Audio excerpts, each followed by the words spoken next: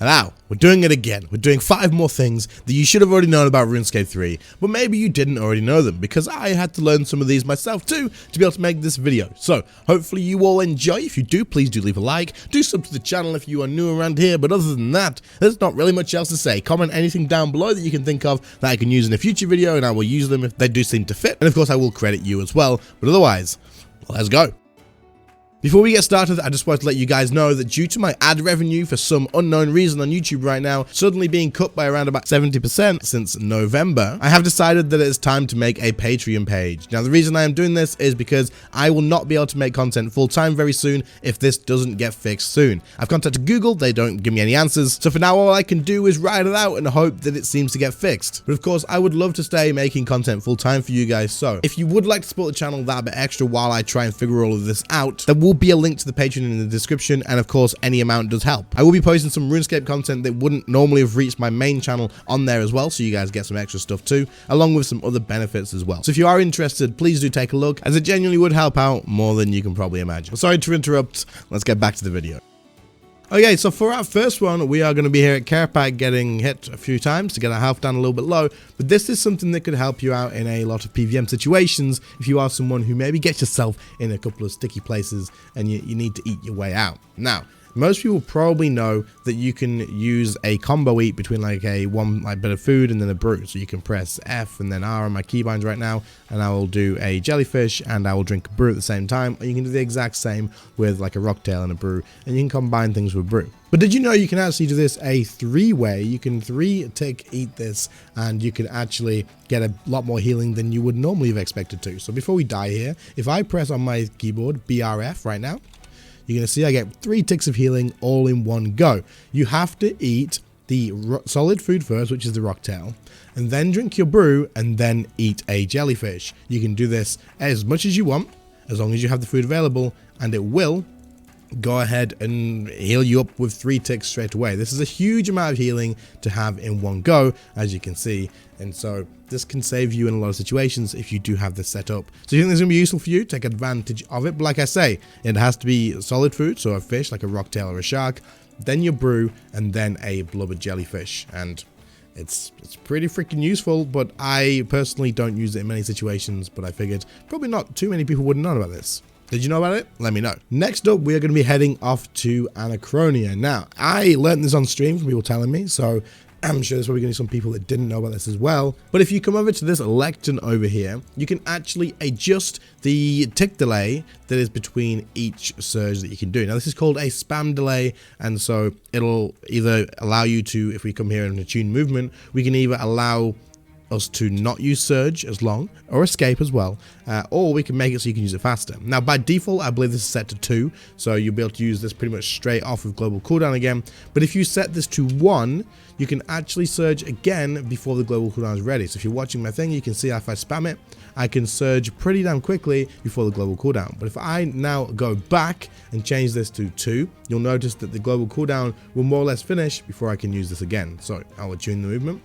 I will change my surge to 2, which is the default, I do believe. And then if we wait for that to cool down, and then we surge again, and then I keep spamming surge, you're going to see it is pretty much off global cooldown before it will go again. You can change this all the way up to 5, which is a pretty long time. Even after global cooldown, you won't be able to use surge again. You will have to wait. This may be useful in some situations. I really don't know.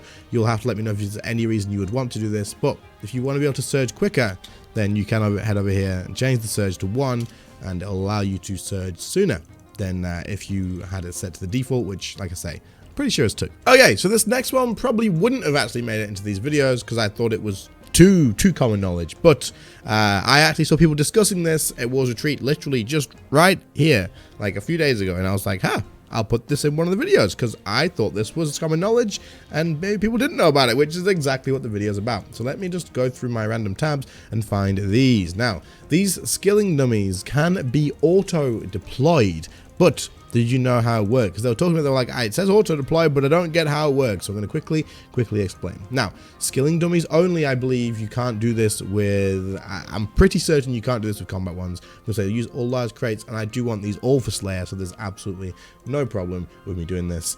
Take them out. We're going to get ourselves 168 Slayer ones. Holy crap. Now, as you can see, when you right click this, it says auto deploy Slayer skill training dummy. Now, if I do this, it is going to drop one down, and then now you just AFK. That is all it is.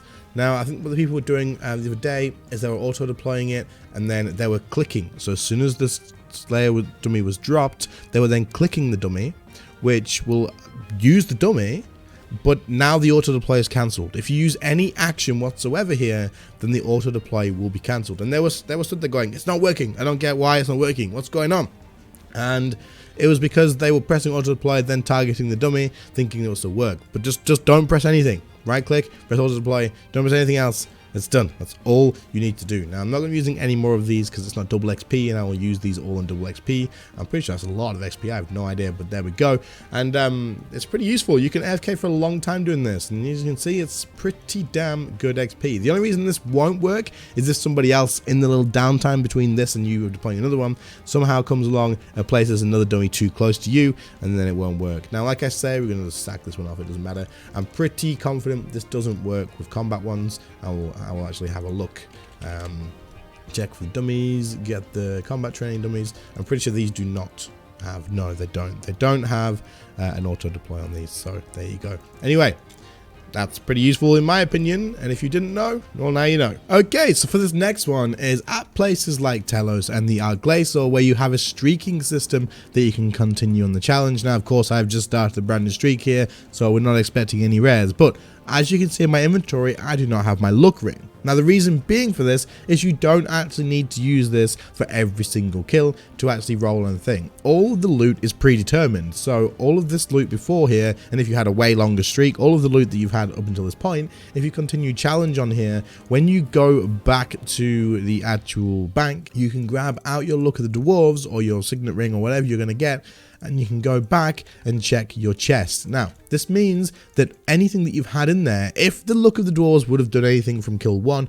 all the way to the point where you're going to claim the loot, it will update the actual chest for you. Now, as you can see, they've only got 3 drops in there. It's not going to make a difference, but once you've done a huge streak here, putting the Luck of the Dwarves on and checking this could make a difference. It's not guaranteed to, because obviously it's only 1% chance anyway, but if the Luck of the Dwarves does get you a rare drop and it's not showing it first, once you put it on and check this, it could show up in there for you and add a difference. Now, the funny thing you can do is you can take the ring off, and you can check again, and it will be gone. You can put the ring back on, and you can check again, and it will be back. That is what you can do. It is interesting how the loot system works here. So keep in mind, if you need the inventory space, you don't need to bring that luck ring with you every single time. You can just check it afterwards, and it will update like all of the past drops as well. Okay, so finally on this list is something that I have people mention to me on stream quite a lot, like, why are you doing this? Why are you doing that? And that is to do with decanting. Now, if we come to war here and try and decant, as you can see, I can't decant flasks here.